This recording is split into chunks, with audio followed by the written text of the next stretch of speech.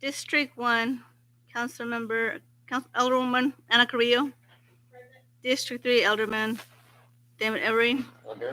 District 4, Alderman Michael Rodriguez. Here.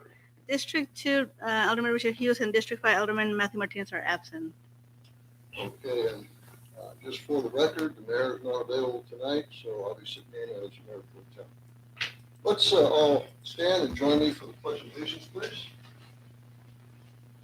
I pledge allegiance to the flag of the United States of America and to the republic for which it stands, one nation, under God, indivisible, with liberty and justice for all.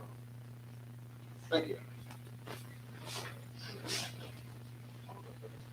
Zach, do we have anybody? Okay. Next item is citizens to be heard. This is the opportunity for citizens, visitors, and guests to address the City Council on any issue or item of the agenda in compliance with LGC Section 551.007. City Council may not discuss any presented issue, nor may any action be taken on any issue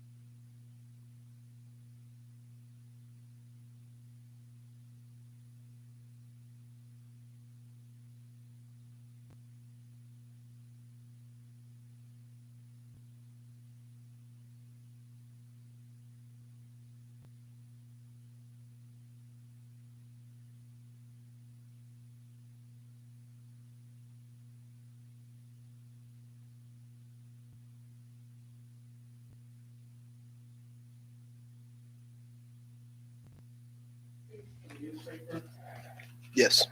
Generally, are those paid for by the Western Oceans Bay or does the city pay for that or is it a person that's? Yeah. So we increased some of our costs this last year to include some of those costs, but if you recall, we didn't get like the full cost to be in there. So we are incurring quite a bit of costs when it is for um, like requested type information. Now, if it's ours, obviously we're paying the full cost on that. So So, let's say someone were to do both. Yeah. Yeah. Yeah. Pretty close to it. I mean, I think on the mobile home, or manufactured home, we only charge, what is it, like $50 for the application fee. So, and that's all we're covering. So obviously that eats up just in staff time, alone, but to prepare those items. But yeah, it's kind of hit or miss across the board. I mean, if you want, there are plenty of cities that do want to cover their costs, so they just they pass that on. Like they determine what that's going to be and they pass that on. But we also don't know by the time the application is submitted, like, and we go through that process. We can give them a general idea of what it's going to cost, but it does vary depending on how big it needs to be and various things in the paper. So yeah. All right, any other discussion on this item? All those in favor? Aye. Opposed? All right, the ayes have it. Move on to Item 6, the open session to take actions on items discussed. Item A. Consideration and possible action concerning the request from 702 Tejas owner regarding the possible permanent closure and sale of Davis Street from Highway 132 to Oak Street. And if you heard me correctly, he's asking us if the city will sell him a street. And Jack is going to- Yeah, and I do have the owner from 702 Tejas here as well, if y'all have any questions. But we did receive this request from 702 Tejas to look at the potential for abandoning and closing that small portion of Davis Street. I actually, just so y'all can see a little bit better, provided the area that we're talking about. So you have 702 Tejas to the left here, and then the Hacks building is on the right-hand side of that street. There's actually a tree that is in the middle at the front of the right-of-way there on the 132 side. So they're looking to close this. It's my understanding that they lost a little bit of, or a good chunk of their parking when the Lido Donuts recently fenced their property, which took up quite a bit of what they believed was, their parking and what they were using for parking. But unfortunately, that is the property line, and so it did take away quite a bit of parking from 702 Tejas. So I think their goal, and correct me if I'm wrong, is to obviously gain some additional space where they can eventually park and have parking there. So we wanted to they wanted to make the request, see if it's something that council would be willing to go down that process to do.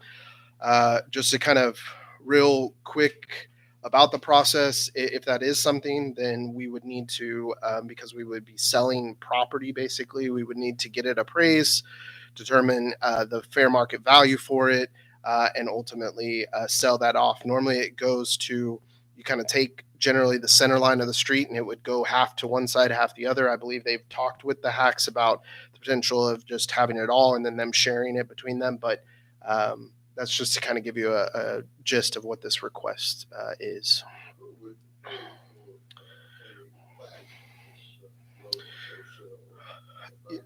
Yeah, so normally we don't have an abandonment policy, but normally cities would ask that the applicant of this request would make that those costs to the city. Obviously, the city would pay up front to do some of that work, but ultimately we would ask for those costs back. That's very typical. Like I said, we don't have a policy in place, but that is typical of what happens around the state.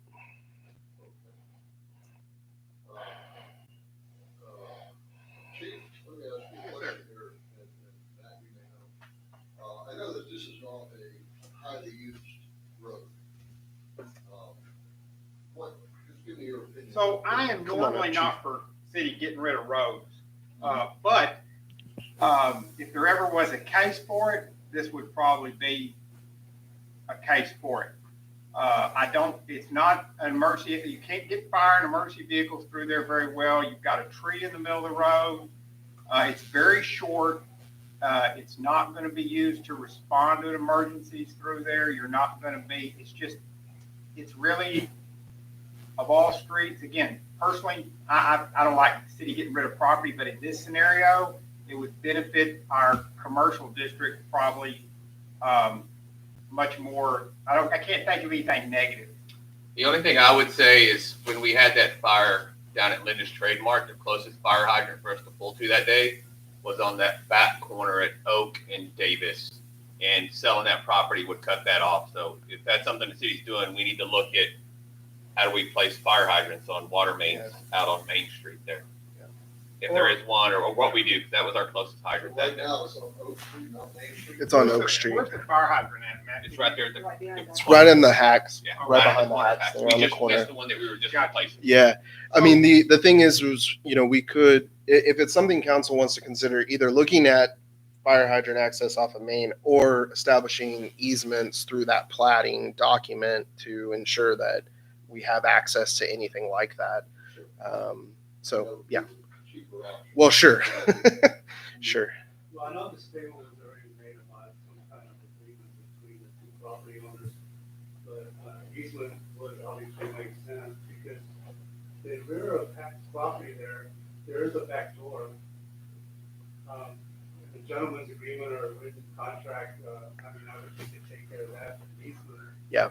That would establish a right of way for the city, correct? Yeah, the ability to access for any even if obviously I would want to make sure if we had water lines, I don't know that we do, but going down that street or anything like that, we would ensure that we have easements to be able to address anything along that. And really, I know their use of the property along with the hacks, it would have to be seen a little more than a gentleman's agreement for purposes of closing that, so that way we know we have everything free and clear. My gentleman's agreement, I just wanted to turn it into a parking lot. We have access to Sure. parking vehicles. Yeah. Is this gonna be open to the public?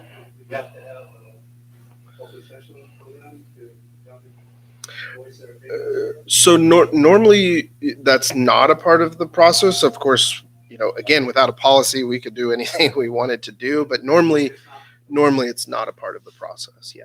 Would the city have to take bids on it, or can you sell it specifically to somebody? You can simply, depending, there's I don't know various, the legality yeah. of a municipality selling property. Yeah. versus a general person. It depends. There's certain distinctions that would potentially have to go to a bid, but sometimes on right of way like this, normally you don't see that happening. So yeah. Along that line, I mentioned this to Zach when we were talking about this. Remember the little street that ran through the Barnes storage place and went back into the tennis court area of the park? And the folks there on Somerset said, we'd like to buy that road since nobody uses it, doesn't go anywhere. And I think they just asked if they could buy it, and we came up with the price it was sold. Yeah. Do you remember? I don't believe that was ever sold. That's still city Yeah, that's property. still the city. Yeah, we never sold that. I think maybe they wanted to, but we But needed the city park didn't, access, yeah. is what I recall, kind of, yeah. Okay, I mean, I might, we would have checked it out. Yeah. I'm pretty sure we voted on selling that to him because he cleaned it off his garden now. so we're not talking about actually Bank Street then, that runs between. Yeah, not Bank. Oh, okay, maybe there's Not something bad. else. Okay. I I think think we were it was talking a- about Bank Street. I think there it's was still there. additional- It was an unpaved road, but it was marked as a road. Oh, yeah. It went off of Adams Street back to the gate by the tennis courts at the park. And it was just overgrown, there was no grass. Yeah, it wasn't big. When we dealt with that a couple of years ago, I don't remember if anyone ever did. They just asked if they could buy. it. Yeah, normally you don't. In that situation, you probably didn't have two owners on each side because it was, we were the owner probably, so that was Yeah, part of that, yeah. So that you do have that in that particular situation. Normally on street right of way, when there's abandonment or vacating it, closing it, whatnot, normally you don't see that bidding process. There are times where you could, especially if like the city was just planning on doing it but now we have somebody asking for that and so. Yeah, I'm actually in favor of this. I think what Chief Reese said is very true. I mean, if there ever was a road to sell, it probably be like on the top of the list. Yeah.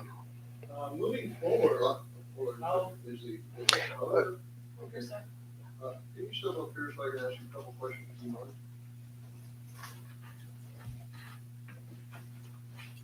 Here's your name. Julianne Swatters Crandall. What would be your plans? It's a paved road right now. Right. What would you do to the surface of the road, the markings of the road? Well, that's something we'd have to cross that bridge once, if it was approved or not. Because we literally have zero parking. On the other side of the left of the building is where WIC is at. And where the donut shop put the fence line, instead of putting it on the curb, I'm assuming he had a property line, or I'm sure that's you not what we had, but he didn't notify us. And all of a sudden, nobody can now park on that side of the fence at all, because now there's a fence and there's a curb. Right. And there's like a good, 24 or 2 feet in between that, is dead. So there's literally no parking. So it's only the 2 spaces in the front and 5 spaces in the back. And then if they park parallel, so that's why we've considered, and spoke to Dr. Hack, and he's like on board. And, again, too, we'd have to cross that bridge because there's very, very seldom you'll see cars even come through that street at all, if any. But if we were to plan on, we'd have to, definitely more than likely it's going to be asphalt. But I mean, of course, putting lines so that people can park. Because I know this last event that we just had, we just kind of parallel park, like side next to each other instead of behind each other at an angle. So people were able to park on both sides of that street. So, I mean, it'll give us, some type of parking because it's hard to run a business if there's no parking. Get quite a few cars in there, people are parking on that. Yeah, at an angle. So that's what we did. And Slowly leaving a little room for taxis to be able to access this side of the- right. So my question was to be able to move forward. I'd like some more investigation on this. I like the easement part of it. To have the access or right of way through there. Of course. But I know all that needs to be worked out. And the language. I think the biggest thing for tonight was, we don't want to run down those traps. Yeah. If you're not even interested as a body to do that. So it sounds like there's interest there. And so we will be happy to run down those. So can we just make a motion that? Because it will come back. It'll have to come back because it's selling. Yeah, I would entertain a motion to table this to allow the city. Or take no action for now. and have it come back. Either one works. So Let's table until 2 weeks next week. It gives you time to. we can at least start the process. I don't know if we'll have everything So patched up this by is then, the- but I'll make a motion. Okay. I'd like to make Take a no motion, action. take no action If you're ready in 2 weeks, we'll come back in 2 weeks. Yeah. on item 6A. Okay. Thank you, sir. I make a motion. Okay. All right. Do you have Take no action. any Yeah. further discussion on that? All right, all in favor? Aye. Aye. And opposed? No motion passes. Jack, if you would vote with the owners. yes, we'll do. Work out the fine details and come back to us whenever you're ready. Okay. Thank you.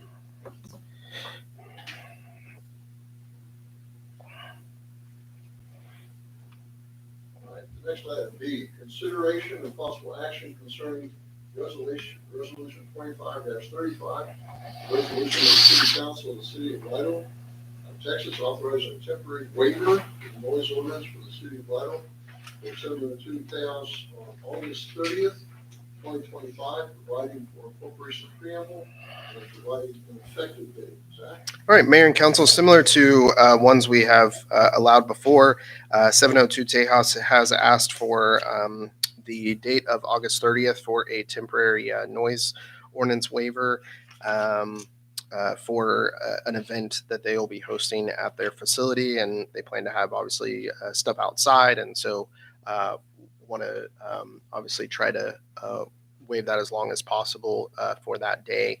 And so the request is before you for that. Okay, we normally put some. Well, the business itself has a late hours license to go to at least sell beer until 2 a.m. So normally it would be as long as the business is open, which they would end at 2 a.m. So, but it's totally up to y'all what y'all want to consider as far as reasonable. Yeah, traditionally, now I know we did once for something on Main Street. Traditionally, the only thing we ever done ordinance variance for is church festival or something like that. Yeah. So I can tell you, they had live music Saturday night. I think it was Saturday night. 6:30 to Yeah. 9:30. And it was loud at my house at 6:30, but it eased off, and by 9:30 they were done. But I mean, you know where I live, so I could still hear it. And we were monitoring it and see if we got any more complaints or anything, and everything would be shutting down.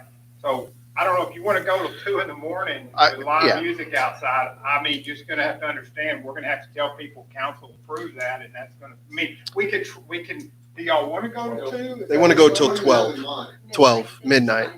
Yeah, this is church has it till midnight. Well, yeah, and sometimes even they do normally around there. So what I would suggest is this is just my opinion, if y'all approve that, we go to midnight and see how it plays out. If you get a lot of complaints, then it might not, we can try it and see. I mean, but I wouldn't want to, I would say, please don't go to 2 in the morning. That'd be mine. Okay, thank you. I would entertain a motion to grant this with the cutoff at midnight. No, I'm suggesting this. Oh, I'm sorry. Make the motion. Would you like to make that motion? Yes, sir, I will. I'd like to Okay. make the motion to grant. We have a motion to approve the noise ordinance for cutoff time of midnight. Do I have a second? I'll second that. And I second. Any further discussion? So Okay. anticipating that the previous item was not going to be approved or completed, is it possible to close that street during this time? Chief Priest? Well, we again, like Mr. Meadows will tell you, we don't have, normally a city will have a policy on temporary road closure. Now, I would say we have done this before over there based on agreement between all of us. We put up barricades just because again, it doesn't impact, no one complained, Well, I just would like to makes put it safer. Put a closure there so they can park in that area. It makes it safer. Something we do at the school during football games Yes, too. but the school got permission years ago, but we really need to have a policy that allows, like, for temporary road closures, that the city administrator, police, whoever can come up with a plan. But yes, I don't have a problem with that. It makes it safer. For now, can we include it in the motion to allow that street? It wasn't from the original. Oh, well, no, Resolution. neither was the midnight, but the change in the time. So I guess that would have been a lot of that we could add that. Yeah, I mean, the time shouldn't be an issue just because, I mean, you're restricting it, but The owners, would you like to have that street closed or? I would love to. Just for that night. Yeah, it would just be for that night. so I think absent of any policy, as the chief said, I mean, I think as long as they make a request to the police department to close that, and then he will talk to me and we'll go from there about doing that. But no.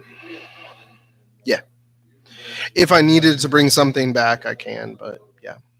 Okay, so as it stands, we have a motion to approve the noise waiver with cutoff time of midnight. We have first and second. Any other discussion? All in favor? Aye. Opposed? None? The item carries.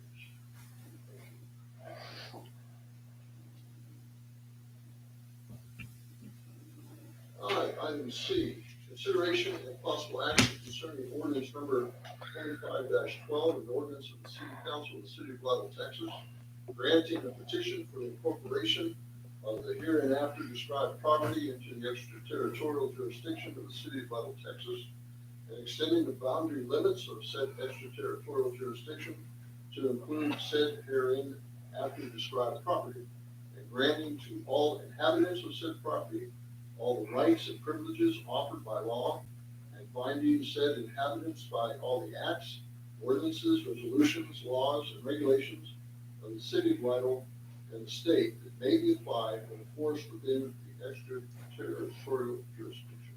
All right, Mayor Pro Tem and Council, we have had a request to incorporate the property located at 18190 Interstate I-35 South into the city's ETJ. I went ahead and provided y'all, just so y'all will have a map of that particular piece of property. I know there was some exhibits in the packet on this item, but just for ease of clarification with the property, in red there is the property in question. The dotted line or the dash line going through the property is the current ETJ limits. So I would say, 80% of the property, if not more, is in the current ETJ. And what they're looking to do is just take that ETJ line and basically it would follow the property line on the bounds that are not currently within the ETJ. So I do have the applicant here to answer any questions or concerns that you may have. But the other thing I would like to note is I know in the past when we've extended the ETJ, it's always come up about, okay, what does that fully mean? Obviously, any subdivision regulations would be applicable. We already this property is already included in our water CCN, so it's not anything changing from that standpoint. The CCN goes a little bit further to the north there, and so there's really just the inclusion of that. The reason we've asked for this is I think they are intending to potentially annex the property into the city, and it just makes it a lot cleaner if they choose to do so, to have this ETJ line following the property. So The black line is the yellow and the light purple. Is that that's the city boundary? current city limits. Yes, sir. Yes, sir.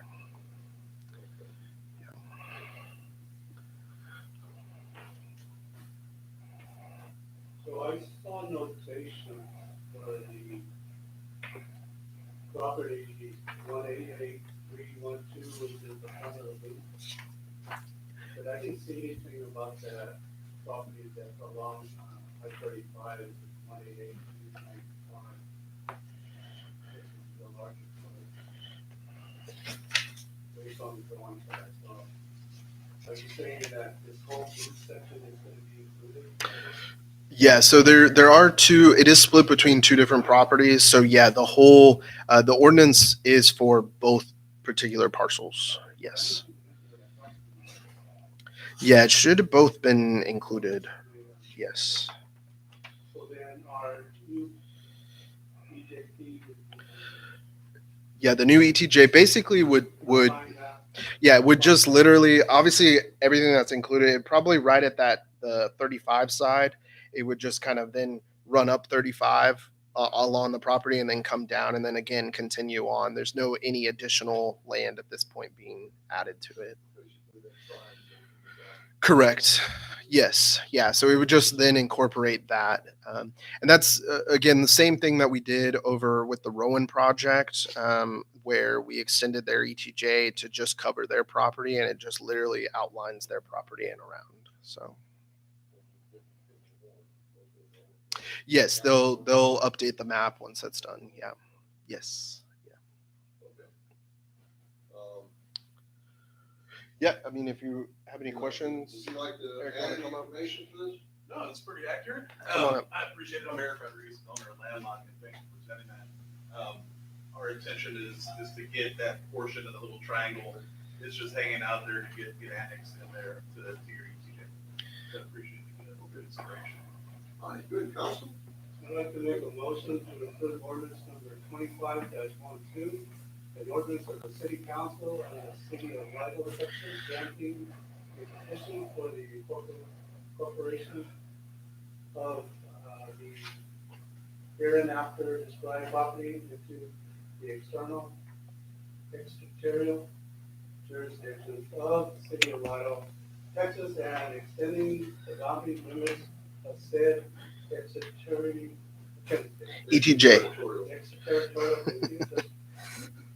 jurisdiction to include said herein after described property and granting to all inhabitants of said property all the rights and privileges for enforced within the extraterritorial jurisdiction. Did I get the whole thing there? You might have missed one line. I think it's fine. It's sufficient enough. And citing said inhabited by all acts, ordinances, resolutions, and laws and regulations for the city of Lido and the state that may be applied or enforced within the extraterritorial jurisdiction. Okay, so we have a motion to approve this. Do I have a second on this? I'll second it. Yeah, I then open this up for discussion. Any further discussion? All in favor? Aye. Any opposed? No opposed? Motion passes. It's a rough word, huh? The extraterritorial. I was getting All right, let's move on to item D. Consideration of possible action concerning resolution number 25-36, a resolution of the City Council of the City of Lytle, Texas, approving the terms and conditions of the agreement by and between the City of Lytle, Texas, and TRC Engineers Incorporated for a task order regarding Aguilar Pearsall Road plat, providing for incorporation of preamble, authorizing the city administrator to execute all the needed documents necessary to effectuate such agreement and providing an effective date. All right, so Mayor and Council, this is just the task order to give TRC, one of our engineers, approval to start reviewing this particular plat. Just for reference, this particular property in question that's looking to be platted is only in our ETJ, is not in the city limits, but we still hold the subdivision authority over that property.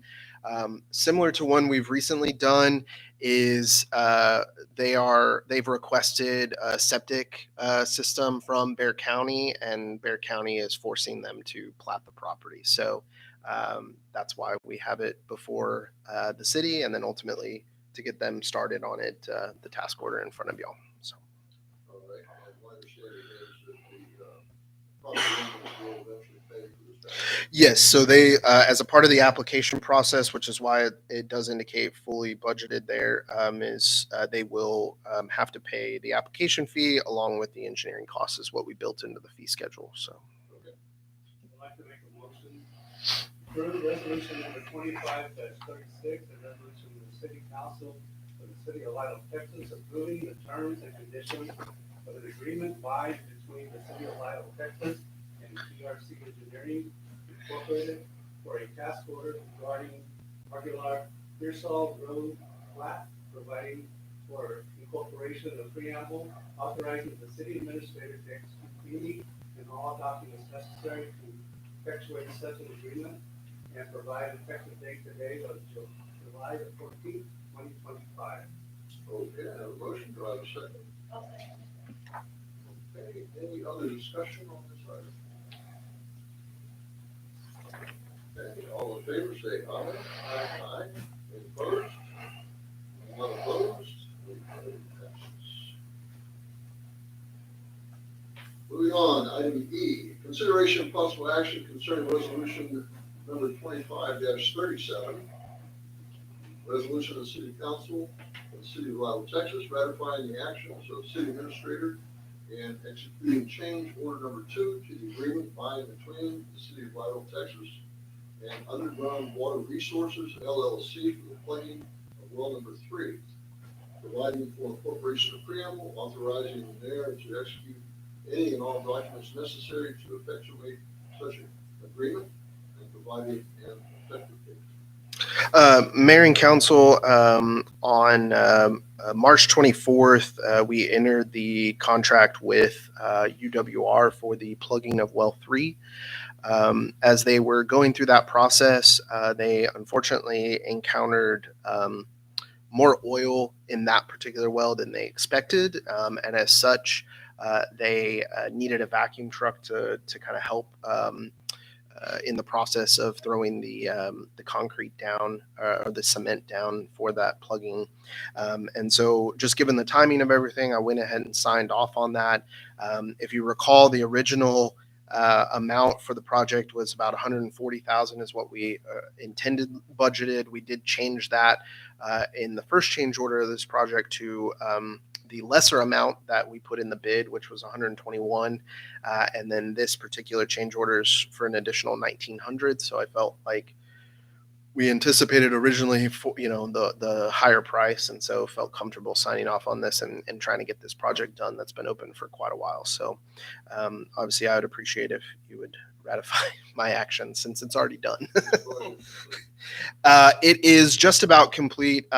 They are out there. They had to kind of smooth out the surface and everything, but as far as the actual concrete portion and the plugging of it, it is completely done. So we'll work with CPS to remove power from the property, which is a requirement that Edwards and TCEQ have, or at least, temporarily unplug it, at least, or remove it from the well site. But yeah, generally it is done. We're just making some final last minute things. I just have a question. The way actually, authorizing the mayor to issue you or the mayor? So normally on contract stuff, it would be the mayor, and that's why the mayor's name is there. But obviously, in your capacity currently, you would be able to authorize, and sign off on that. I knew that you had gone ahead and acted on this. Yeah. Yeah. Okay, that's fine. Anything else? That's it. That's all I have. All right, council, what do you think? In the motion, I would like to include the amount not to exceed 2,000, or can we? No, you can't. We do the total amount. I think you could do the 1,900 and Well, I'm not to gonna start exceed. off at 2,000, Okay. 2,000, and then if they can get additional money, they can come to council. Yeah, that would be fine. Yes, I'd like to make a motion to approve resolution number 25-37, the resolution of the city council of the city of Lidle, Texas, ratifying the actions of the city administrator in executing change order number 2 to the agreement by and between the city of Lidle, Texas and Underground Water Resources LLC for the plugging of well number 3, providing for the corporation's preamble, authorizing the mayor to execute any and all documents necessary to effectuate such an agreement, and to provide a Not to exceed. clause not to exceed the $2,000, and provide effective date today of July 14, 2025. Okay, so I have a motion, do I have a second on this? All right, first and a second, is there any further discussion on this item? All those in favor? Any opposed? Not opposed? The item passes. Thank you. Item F, consideration of possible action concerning water and wastewater rate study completed by NewGen Strategy. All right, so Mayor Pro Tem and Council, I will run through in June during our budget meeting. Matthew Garrett presented from NewGen the proposed rate study, and obviously given feedback from Council. We just have some quick updates, and also then talking with that team as well as our utility team here. Just had some questions and want to make sure we're on the right path so we can wrap this up before we do have certain time limits that we have to call public hearings since we're going to be changing rates and things like that. So just want to try to wrap that up before so we can move that in to start the new budget year. So really the biggest changes on this presentation, nothing changed from the proposed capital project side of the house or the cost projections. As you can see, the current rate structure has identical volumetric rates in place for residential, commercial, and small business. And if you recall, the proposed plan is to keep those volumetric rates the same, but the base charge would be based on meter equivalency, and so extending that up.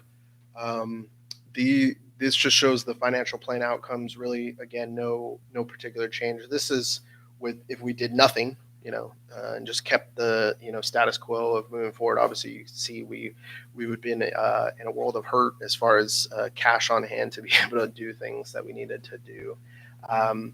And so again, meter equivalency is what they are suggesting, and this is a very common process and procedure in most water systems, and also recommended by the American Water Works Association as well. So what that kind of looks like is this is under I believe this is in a, yeah. So this is in the 100% scenario. If we were to day one say we're going full force meter equivalency, this is what you would see. So commercial doesn't change from the last presentation. Small business mirrors residential in this particular case. And as you recall, one of the conversations that was had at the June meeting was, hey, if there's residential out there that is 1 inch and above, that it doesn't have to be on 1 inch above, but they choose to be on a 1 inch meter above, then maybe we need to look at, also putting them under a meter equivalency aspect. So this scenario here does that, where you do see, from 1 inch, 1.5, 2, 3, and 4, where if those residential properties had that, then they would be charged a higher base rate and then followed through.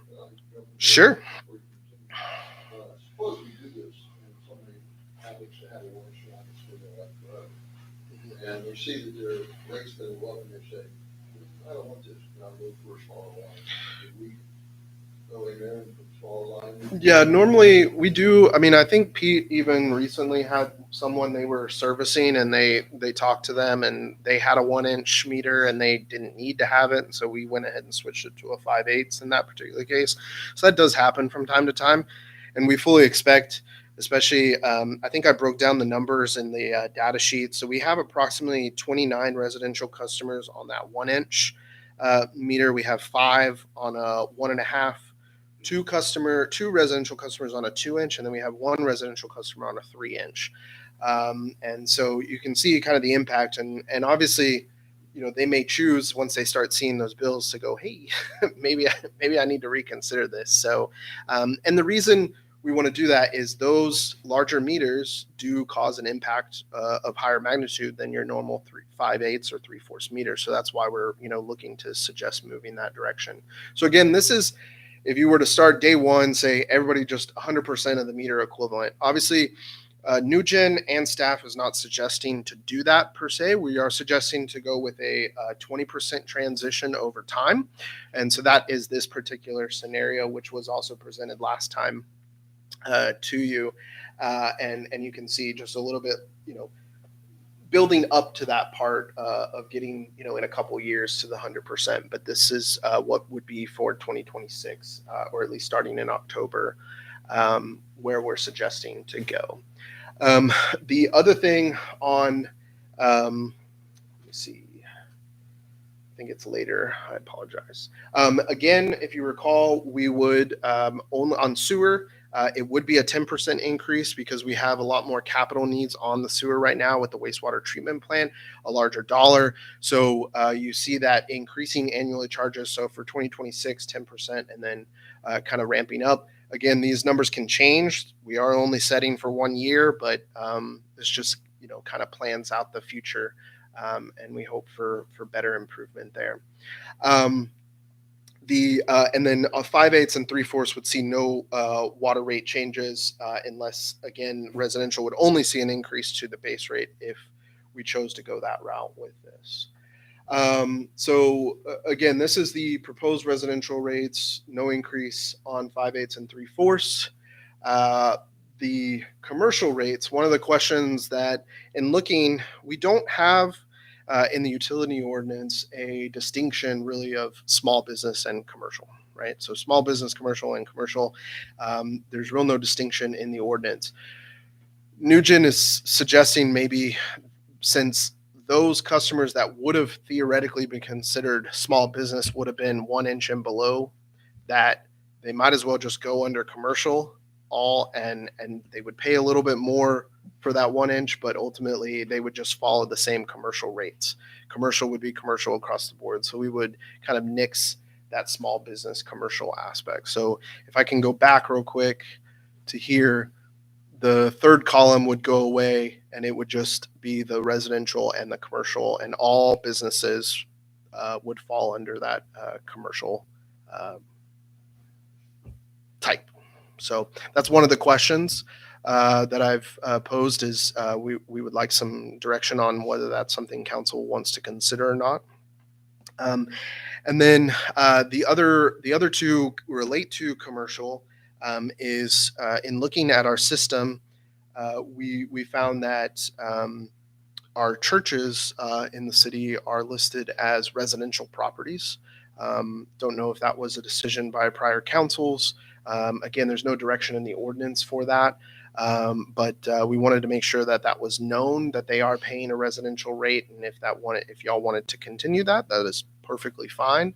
But wanted to make sure we kind of codify that if that's the way we're going. So that way in future councils or future city administrators down the road say, why the heck are we doing this? You know, that way we know why that was the case. And then the same on irrigation meters. We don't have a lot of them, but especially popping up in the new subdivisions, especially with HOAs, they are buying meters for their kind of landscaped areas and park areas and stuff like that, that we kind of consider just irrigation meters. They also are paying a residential rate, and so wanted to make sure the question would be, should that continue or should that not? So I have my own opinion on that, but that's one of the questions that we have there. So I'll go through and then we can kind of obviously dive into any of those conversations. So as proposed, this would be the financial outlook. Obviously, we get a lot better situation in later years. As far as days cash on hand, we are still right at that debt service coverage ratio of 1 or a little bit above 1. What this does is it really helps us kind of, we've had a lot of expenses in the utility side recently. And, you know, from a maintenance standpoint, and what this plan will do is kind of help us catch up the next couple years and then start to build from that. And so that's where you see that kind of down and then on that first graph and then upward kind of mobility as we continue on throughout. These are just the 5-year impacts on various meter size. So this is residential on a 5/8 meter, what that could look like, obviously building in over time. And the same on the 2-inch meter. And reason we use 5/8 and 2-inch, those are the typical meter sizes that we see, you know, the most prevalent inside the city. Again, under this comparison, just so y'all can see where we kind of would sit, the current rate compared to the proposed rate, we're either low to middle of the pack for various cities around us and the general San Antonio area. And then the commercial, we're a little bit higher, but you know, we don't really change our position by doing what we're proposing from that standpoint. So again, the future considerations are still the same. You know, something to think about as we continue down the road. But for now, these are just, you know, kind of I don't want to say pie in the sky, but things that, you know, as we proceed into next year, looking at this again, because it is an annual thing that we really need to make sure we're staying on track, that, you know, we may want to consider down the road, but nothing really for FY26 under this scenario. So, and that's pretty much it. So obviously I'd love to kind of talk about some of the questions. And again, those were outlined in the data sheet. Really the biggest thing, and that first one is Nugent as well as myself would suggest working in that 20% over time and not hitting everybody all at once.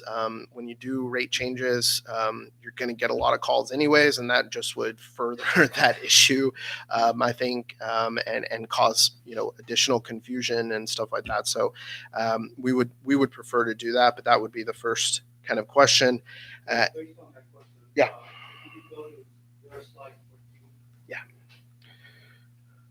Under So, this one? If, this is the 5-year plan, this would be the increase that you're talking about. Mhm. Yes. When we approve this, each year we have to approve the additional Yeah, rate increase. correct. Yeah. It's kind of an overall. No, what these plans normally do, you want to look over a 5-year period because the capital projects are going to be over that long of a time span. So you want to make sure that you're preparing yourself for future impact from a capital standpoint. So that's why they look over that time. But all you are ultimately going to be approved when we do those public hearings and those actions are for FY26. The thing I did not like about this was the residential side was taking the full impact of the increase. Now, I understand that there's a difference between how much residents pay in versus how much commercial. But if you look at the overall 5-year plan, the residential on the wastewater is an increase of 1.92%. Mhm. 192%. Okay. Over the 5-year plan, whereas the commercial for that same 5-year plan is only 0.5, right? Mhm. 50% increase. Mhm. But a majority of that increase is being absorbed by the resident. Mhm. Yeah, and Keeping that in mind too, that we're gonna also grow as far as the population. Mhm. More residents. And I think they, the way they were suggesting just to do the on the wastewater side, right, was just that 10%, the 10% across the board. I mean, I think you could theoretically go in there and say, yeah, right now we don't divvy it up between commercial and residential. They just pay the same rate, and so that's why they were suggesting just do the same 10%. I think we would need to look at breaking those up as categories, just like we do on the water, if we're going to kind of change that threshold for residential compared to commercial. And that's where, yeah.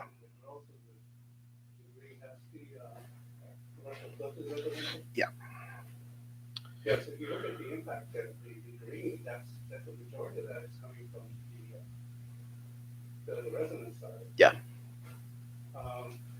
I understand that when we break it up into the size of the meters and everything, that's also gonna affect this. Sure. This graph, right? Sure. So the typical resident that it has, that have to enter the IBIS, whatever the other. Yeah. Meters where they're not gonna feel that full impact. On it. Yeah. Yeah, this is just based on a 5/8 meter. So yeah, the 3/4, 5/8, they're going to be the same rate, so they're going to see the similar thing. But yeah, as you go up, obviously that will change. The likelihood is they're using more water. They're probably using more sewer too. So Well, I mean, they're one. Yeah. Yes. Yeah. I mean, we can definitely have them consider something somehow to put more of the sewer burden on the. When you look at the graph, you're looking at one Sure. One resident. Yeah. And their average bill is $49.30 in 2025. Mhm. And by the end of 2030, it's going to be $98. Yeah. And that's talking about one resident. Yep. It's almost a 200% increase. Yeah. But then when you look at the commercial side, it's only 50% increase. Mhm. It just, the numbers just don't look right to me. It just seems like a burden is being put on the resident. Although somebody could say, hey, $40 more, it's not that much. Yeah. So where are we now? We're looking into this. We're still deciding on how to move forward. But Yeah. the first year, we should have it covered. Yes. Yes. Yeah. So again, the only decisions that eventually you will be making is just for the 26 or 25, 26 year, right? Yeah. I think something, yeah. And I think something that council talked about when we met in June, right, about this was, and it was suggested that, really maybe not a full exercise like this, but making sure that we're looking at it every year to make sure we're tracking. And so that way we're not just going out there and telling people, yeah, in 5 years time, you're going to be paying this, when in reality that might shift given a whole bunch of factors. Yeah, exactly. Yeah. So, I mean, it's great to throw a dart out there and say this is what it's going to be, but when in reality, we know that's not the case. When you looked at the comparison between cities. Yeah. The ones that were lower than us Mhm. were cities that have a very large economic. For sure. base. San Antonio, You know. Home, Howell Heights, I mean, they have so much commercial in that Yeah. area. Yeah. that taxes for Yeah. commercial have to be And we do know, I mean, what I think we mentioned last time was in all of their numbers, they built in very little commercial growth. We know it's going to happen, but the problem is it hasn't happened thus far. So it's really hard to say, it's going to be put in. We know it will. We've seen things. We have people coming to us, but as of right now, this is contemplating almost, a flat line of where we're at, just adding the residents, right? So we know that's not going to be the case, and these numbers will change over time. So. Do we have to prove anything, or do we settle this out? Yeah, so it is going to be a play in the budget. Tonight, really just want to be able to go back to the group at Nugent and say, here, this is the final feedback that we have on these various items. So that way they can give us a final report. So that way we can ultimately schedule those hearings if we are going to raise the rates or not. So, so I am looking for some feedback at least on these items. So that way we can wrap that up, and then that will play a factor in our budget going forward. Yeah, that definitely does explain it. You look at the overall 5-year period, and you can also adjust the factor. Yeah. Between now and then. Yes. Yeah, definitely. This goes through The issue on the churches. Yes. So many factors can play there. Sure. I know some have very small footprint as far as grass and food water, so it's probably not going to pull out there. They only meet a couple days a week, so there's not a lot of water usage or a lot of sewage usage. Yep. So it would sound like a residential categorization for them is probably appropriate. Yep. But, And it's something, you know, in talking with Matthew with Nugent, he said it's not typical to have that, but really it's up to whatever y'all want. We saw with the stormwater, we treated the churches a little bit differently, you know, so it wouldn't be out of the realm of possibilities to treat them differently here as well.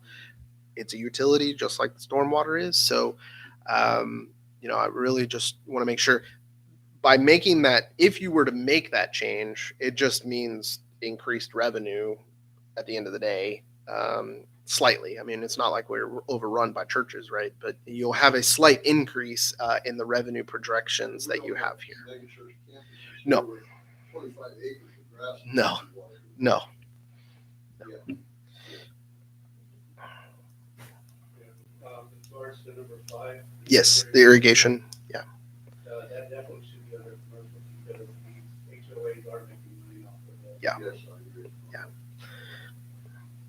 But, So it sounds like residential is fine on the church side, or generally, or Well, we could look at it as possible extension. That, I think that's something we need to discuss as we run through the budget, and also in consideration of future ordinance changes, designations. That goes back to the difference between small business and commercial. Yep. We need to codify that, because sooner or later, we're gonna have more small businesses in here, and we're gonna have more commercial. And it's gonna be a fine line, someone's gonna say, wait a minute, my income, net income is $100 over the commercial loan this year, so now I have to pay this much more water. Yeah. Show me something to write. Yeah. and it is not, it wouldn't be necessarily because the volumetric rate like that they use, they're being paid for, whether, you know, across the board, right? And that's not changing. It's just in the base rate that they would be paying. So if you recall, let me go back here. That size of the line, too. Yeah. So this is under the 20%. So if you notice here, small business in this scenario is mirroring the residential. So you're basically treating any of those small businesses like a residential property, just in the actual meter size. Now, my guess is those small businesses will use more than a residential, so they're gonna, you know, they will pay more ultimately in the end of the day, but that's on the use side. We're just talking about on the meter size. So Yeah, and like I said, it's also based on calculating on the size of the loan.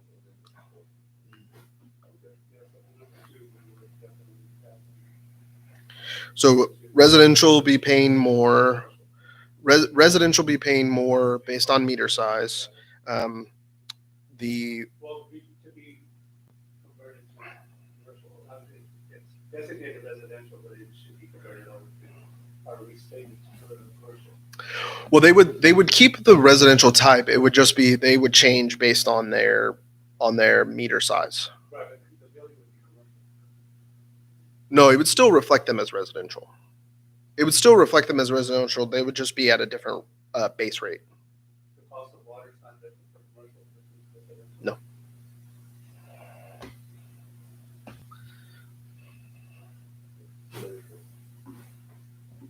Based on usage. It's just usage. It's the same. $20 a month plus my use. Yeah. So you have here the volumetric rates for residential are at the bottom here. So it's based on usage. And then if you look over here, it's the same amount on commercial for water. I mean, there's no difference from that standpoint. And they're suggesting to keep that the same. It was just the base rate, the meter would change, or that would change based on the meter size that they have.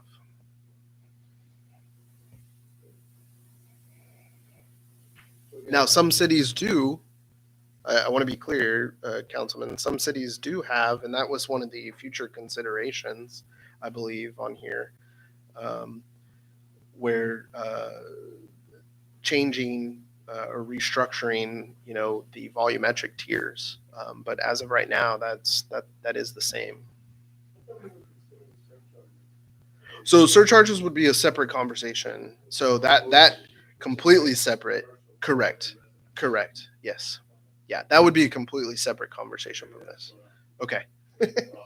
Yeah, but I'm looking at the proposed residential rates for commercial. Yeah. Yes. These are really the big things to kind of continue to move it forward and finalize it. So, I think I have. So the majority of council, it sounds like you're comfortable keeping the small business category and not eliminating that and putting them under commercial. Okay. Yes. Okay. But that's not a vote, that's just I- an opinion. Totally understand. We're not approving this whole 5-year plan right now. No. So, as I see, we don't need a motion on this or a vote on this tonight. We'll take the information to the need for this tonight and to the budget discussions as we move forward. Yes, sir. Any other questions for Zach at this time? Okay, so it's not a vote that we're going to take. Let's move on to G. Briefing and discussion concerning quarterly investment report for period ending June 30th, 2025. All right. So Mayor and Council provided in the packet and up on the screen is our quarterly investment report for the period ending in June. You see on the top there the certificates of deposit that we still hold at Lytle State Bank and the balance of those, as well as the maturity dates, so you kind of have an idea. The top two, the Lytle Museum one and the Jumbo CD on the top two there under CD, those are the ones that were approved for closure at the last council meeting, but they need the minutes from the last time, and obviously we're waiting until that maturity date of July 21st. So we just wanted to be ahead of the game on those, and so those will come off and those will be moved into text pool. Speaking of text pool, you have down at the bottom there, you'll see the original transfer in that was made back in April. And then the April interest as well as May interest, the June transfer in, which was 2 CDs that were closed back in April-May timeframe. And then, so we made that transfer in June, and then the interest for June. So as you can see, worth the investment, I think, to move to text pool, given some of the numbers we're seeing off of the interest from that. So no action needed, just as a requirement to present this to y'all for y'all's review. Any questions for Zach on that item? Okay, we have time to get into our You're good. department report. Oh, yes. I had that method back. 2 seconds.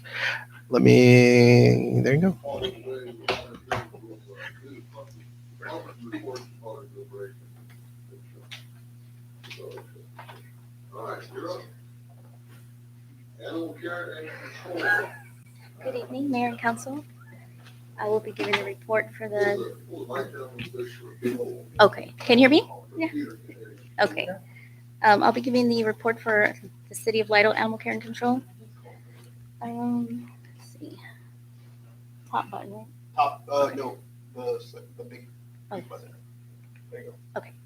So our calls for service for June were 10, trap set 0, animals euthanized 1, animal surrender 0, animals returned to owner 3, animal intake 8, adoptions we had 6 for June, animal count were 23 dogs, 16 cats as of June 30th.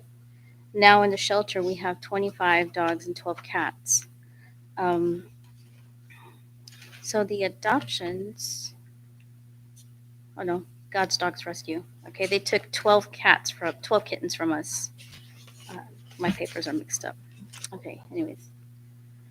Our adoptions were Simba, Bailey, Dan, Calvin, and Abby, Misty, and here are some pictures for you guys to look at of our adoptions.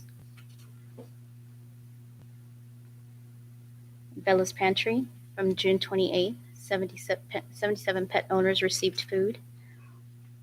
I'll give you a second to look at that. Events were June 14th, Dragonfly Veterinary Clinic, June 21st, Father's Day Adoption Event, June 28th, Bella's Pantry. Upcoming events for July 12th, Dragonfly Veterinary Clinic, July 20th, Dog Days of Summer Adoption Event.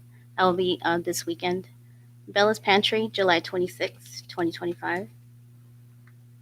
And here's our flyer for this weekend's adoption event. So it's going to be pretty exciting. Are we lowering the adoption ratios? No, we're not. It can stay the same. And that's it. Any questions? We got one picture for the adoptions. Is that one important? Which one? Can I go back? No, that one's actually a puppy. I think he's gonna grow up to be yeah, he's a puppy. Okay. Thank you. You're welcome. And now we have the library. Well, I will run through it. I really wasn't prepared, but I know she unfortunately fell under the weather. So, but obviously you can see the computer usage for the month of June there for the adult and the kids computers. The checkouts 1910 looks like. Users there 10, 28, 10 users, 28 loans. Library card statistics for the month looks like a lot of new accounts, apparently 16. So getting all those kids in for summary, I guess, you know. So. Story time, craft with us there on Wednesdays and Thursdays.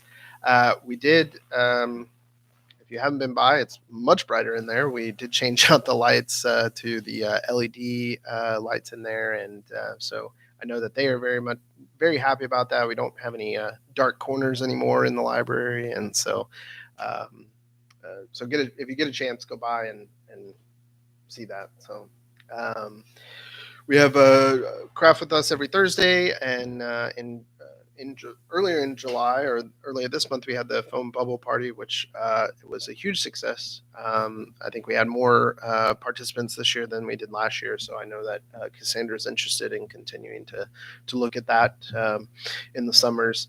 Atascosa County Library Board meeting on July 1st, July 2nd, business meeting for SCLRT. Don't ask me what that means. July 9th and 11th is TLA Executive Officer Training in Round Rock. She just did that. So still working on the library labels project, curbside, and the calendar for the month. And those are the displays. Mm-hmm. I guess I don't know.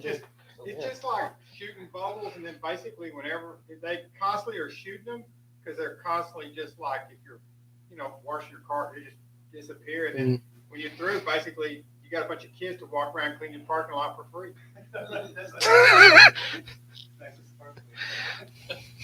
Off of the thing. Might be a little soapy, but clean you out. But I know it's a huge success. We've had a lot of people coming for that, and thank you to PD to being out there and everything. So yeah. Yes, yes, yes, definitely. So, Okay, any questions from the library? hopefully not, because I probably can't answer them. All right, let's move on. Pete, tell us about public works, please, sir. Oh, yeah, we're busy, busy, busy. We had no meters installed. Main breaks, we had 2. Replaced meters, we had 5. Service lines, 0. Angle stop, 0. Meter washers, 0. And service line leaks, we had 3. Customer leaks, we had 4. Reread H2O, customer requests, we had 30. City requests, we had 7. Oh, I would like to say we had our first charge. Yeah. That's what we want. Yeah, I hadn't added, I forgot to add or have them added, but we did have our first reread charge for a second time they've asked. And it was a radio read meter, so I mean, like, it was pretty clear it was going to be right, but yeah. So, but yeah, just wanted to let y'all know that. No main stoppages for the sewer. Customer had 1. Got a customer. We had final 4 H2Os new. We had 5. No cutoff list. No reconnects. Miscellaneous work orders. We had 10. There's a chart. And the water usage.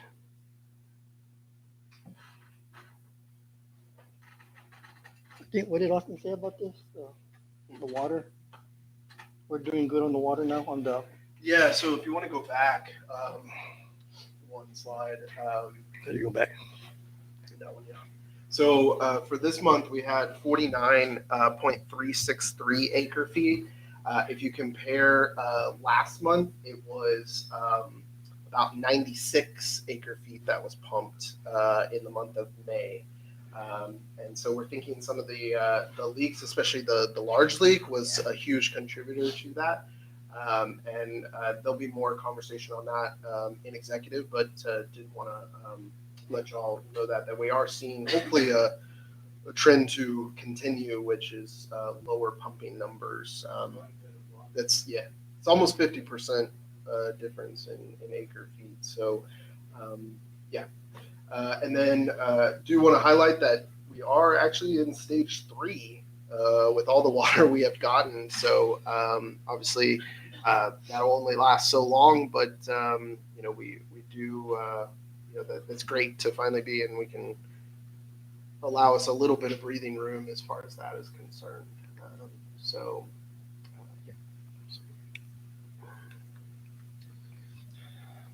Another chart. That was the water leak at the trailer park. That was on hold for a while, and we finally got that one fixed. I had a question on this picture. You see between the 2 colors, the second picture. Yeah. Between those 2 colors, you see the yellow and blue going underneath. Mm-hmm. What is that? At the gas line. So wouldn't it be safer or wiser to put the collar on top of that gas line? I mean, we tried, we couldn't. No, it's right on it. Yeah, that's the gas line right there.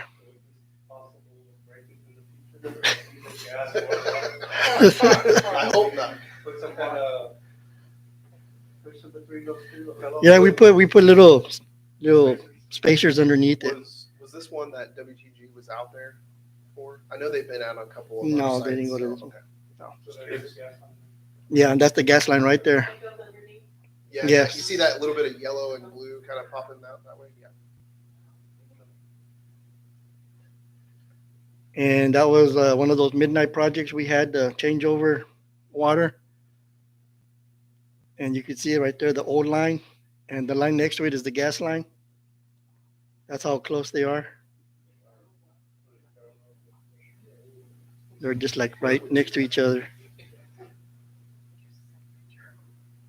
And that was one of the mains we had on Oak Street, was leaking. And that was another changeover on Gray. They had to dig all that by hand, just about all that fiber and all those cables right there. Yeah. Yeah. Fiber and Spectrum. another tie-in they did. And I think that was Cortez Road, the new tie-in they did. And that's all. Before we move on, and you might have any questions, but did want to let y'all know that we made those changes to the disconnection, in the utility ordinance and making sure we were very clear on when we would disconnect. For whatever reason, several months had gone by where several people had not paid in months, some of their utility bills. So I told staff to go ahead and do some letters up and get that, done in accordance with the new sections we adopted.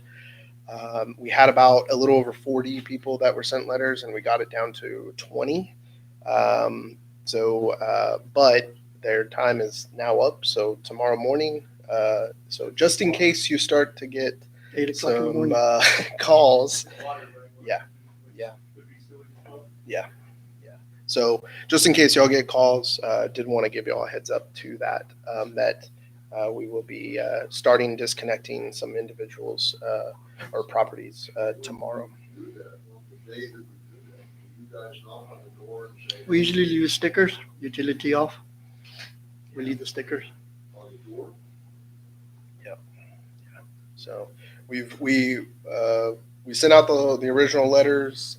We've even in that 60-day window, we sent out the letters, 60 days ago, right? So 59 days ago, I guess. But we sent that, and we've even tried to call some of the ones we knew and had contact information for, and some have, like I said, we got it down to 20 out of above 40 on that original list. Yes, yeah. So paid the amount that they owed plus the current bill. So we've made every effort to try to do that, but did want to just let y'all know that if y'all getting calls that we are doing that process. So. Good. Council, anything else for Public Works? All right, Chief. I don't have any pictures because I'm glad Alderman Rodriguez is a little too observant there. So, typical month there, 238 calls for service. Not a lot of accidents, not a lot of alarms, really. So kind of nothing out of the ordinary there.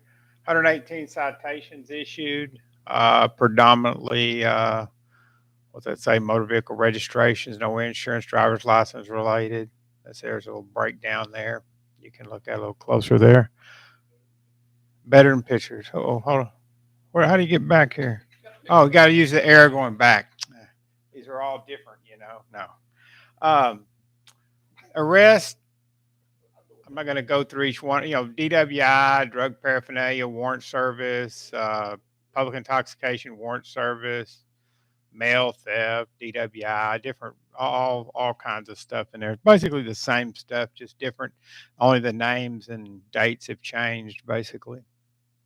Thefts, again, nothing, you got HEB, you got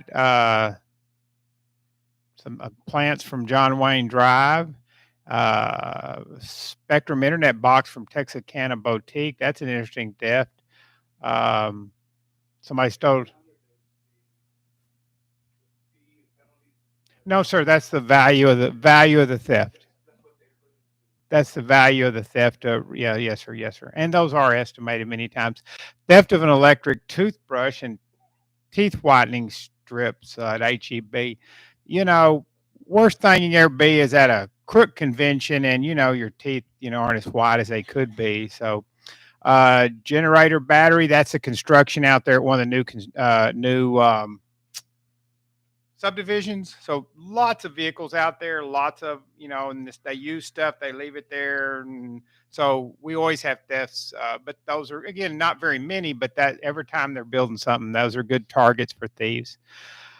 They stole a realtor lockbox from a residence on Main Street. That's another weird theft. And some briskets from HEB, and that guy actually, I think, was arrested. Yeah. And then groceries, suspect was identified, and an iPhone 12 from the Roadster truck stop. Burglary of vehicle, Best Western Plus, some construction equipment, and a guy's backpack. Probably a work truck parked over there.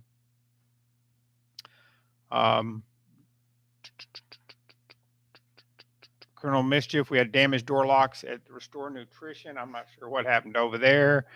Danny did 30 different background checks for various state, federal, and local organizations. Fire marshal had a fire on Main Street. 15,000 block of Main Street. What do we have in the 15,000 block of Main Street, Matt? I can't remember that one. Anyway, it says Matt and I were there.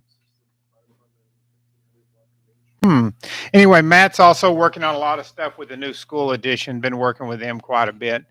Special events. We had a crime scene course. That's a 40-hour course we sent 2 officers to. Went to Alamo Area Police Chiefs meeting. That was Matt and David and I one morning. Had a school safety meeting over in Hondo. And then later that night had a school safety meeting at Lytle. Department head meeting, first responder, had some officers at the first responder breakfast, had alert training. That was a mandated course. That's Mendez, Tafoya, and Reyes. And then Danny attended Medina County Crime Stoppers, had Medina County Sexual Assault Response Team meeting in Hondo. And then 3 officers went to a police leadership and supervision class in San Antonio on 6/30, followed by 2 more days of a different class, same provider, as we're working to, build our staff up, develop leaders in the department as we're growing. Again, you can see lots of meetings and things, these different committees and stuff we have to go to. It's kind of, we don't have to go to them, but if you're going to be involved, you need to at least try to make most of them, what you can. Cases filed, 11 suspects charged at the Atascocita County Attorney's Office for 14 charges, 9 felony charges, Atascocita County, and 9 people, 9 charges. And in Medina County Criminal District Attorney 1 and 1, nothing in Bexar County this month. We had 4 Mercy Health detention or transports, and then we can go through there assisting, trying to see what all we got, if there's anything interesting. Most all those traffic accident, traffic accident, traffic accident, traffic accident. It's a traffic stop. That was a guy coming back from the jail. Traffic accident, a burglary in progress, traffic accident, alarm call, tree that fell on 35. Again, that's and a vehicle blocking the roadway that was just barely outside the city. Again, the 35. People calling accidents, it could be in Medina County, Atascocita, or Bexar, such a small area there.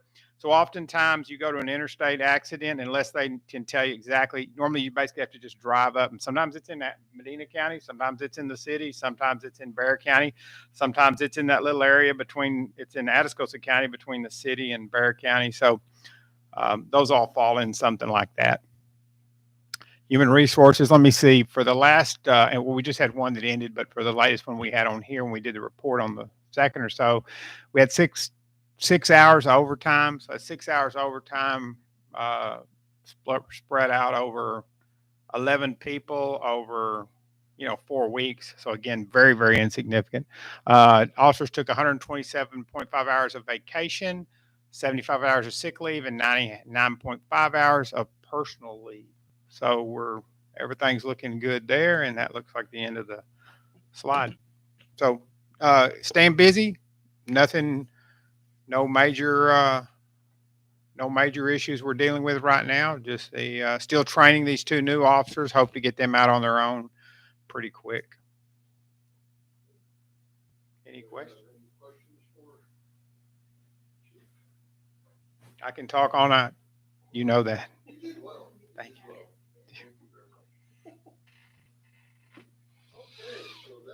Concludes our department reports. It's about 5 minutes to 8.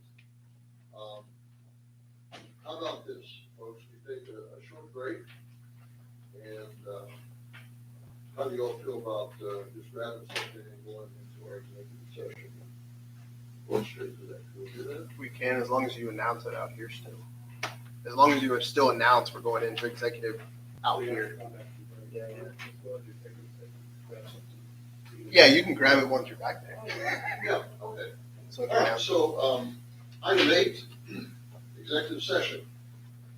The city council of the city of Lytle may convene an executive session in accordance with the Texas Open Meetings Act, Texas Government Code, section 551.071, consultation with attorney, section 551.072, real property, and section 551.074, personal matters, to discuss and consider the following items.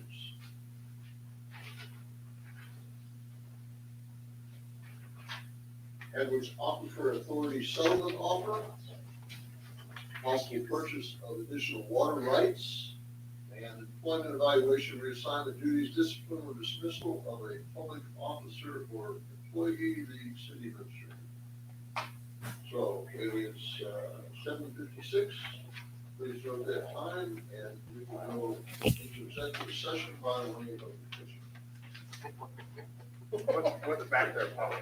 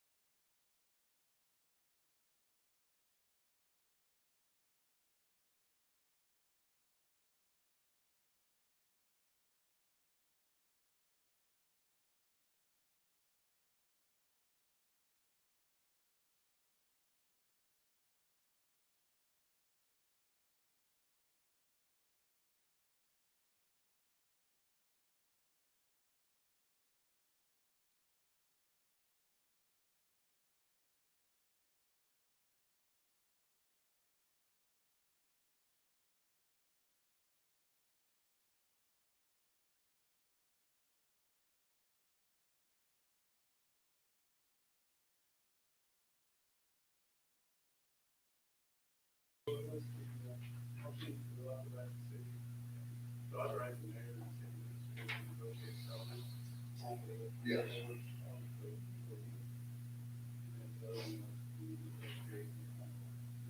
Right. Finalized purchase of water rights.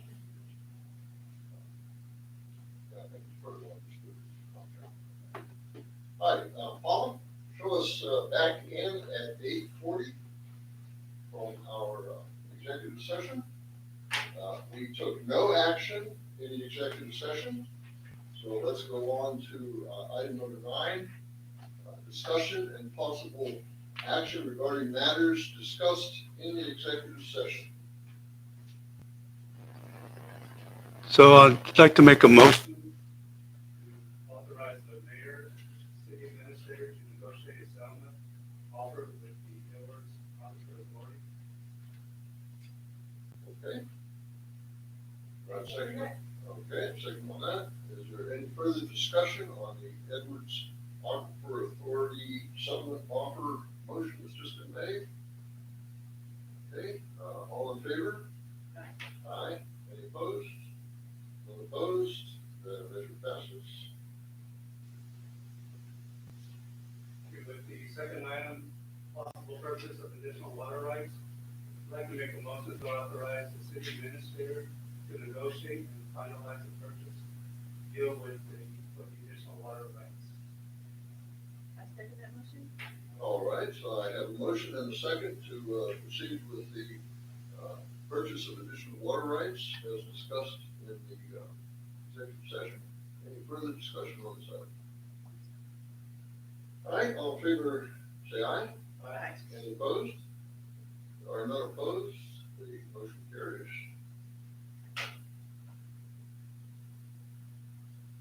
Item number 10. Now we move into the informal informational items pursuant to Texas Government Code Section 551.0415. The City Council may report on any of the following items: expression of thanks, gratitude, and condolences, information regarding holiday schedules, recognition of individuals, proclamations, reminders regarding City Council events, and reminders regarding community events, and health and safety announcements. I'll do as many as those around the room. If you have anything to talk about, Paul? Zach, anything else? Just a reminder of Thursday's budget meeting. So, Yes, budget meeting in chambers here at 6:30 this Thursday. Yes. There is no meeting scheduled for No. the 21st. P&Z. Alan, you have anything to add? Okay. Well, let me run down a short list here of things. First of all, and this isn't on here, Zach, I know you carried a little extra load with the mayor being unavailable a few days this week, and I just want to express council's appreciation for your work and Paula and everyone else on staff who's continued to do a good job here. Glad to You've kept things pretty calm and peaceful, and we appreciate that. We do have some upcoming events. There's a senior luncheon this Thursday, July 17th. This will be at the community center at what time, Paula? Starts at 10 o'clock. There will be food. Do you know what you're serving this week? Okay, it will be a surprise. And you've advertised this, is that correct? Okay, good. There's also at the same time, there's an outreach program this Thursday at the community center. We have some birthdays coming up. Austin Lopez from Public Works has a birthday on July 21st. I'm sure the mayor will make mention of that when he's back at the next meeting. The haircut event that we've been doing for the last couple of years prior to school start for school kids is on again this year. This volunteer group comes in. First year it was just boys haircuts. I believe last year they did for girls and musicians came in. And guess they'll be doing both again this year, is that right? I think that's the anticipation. And this will be on August 5th. Do we have a time for this? Tentatively right now, 10 to 2 is what we have. 10 to 2. 10 to 2. We'll have a flyer out later this week. Right. This is open to all school kids? Yes. In the LISD. And also on August the 7th is the school convocation. This is sort of the kickoff assembly prior to school starting that next week. Okay. Are there any other items that we need to bring up at this time? That's all I had. I believe I need a motion to close this meeting. Mayor Pro Tem, I'd like to, Mayor Pro Tem, I'd like to make a motion to close. All right, any discussion on that? All in favor, say aye. Aye. All opposed? Okay, I also, so that motion passes. I didn't know how to make a motion.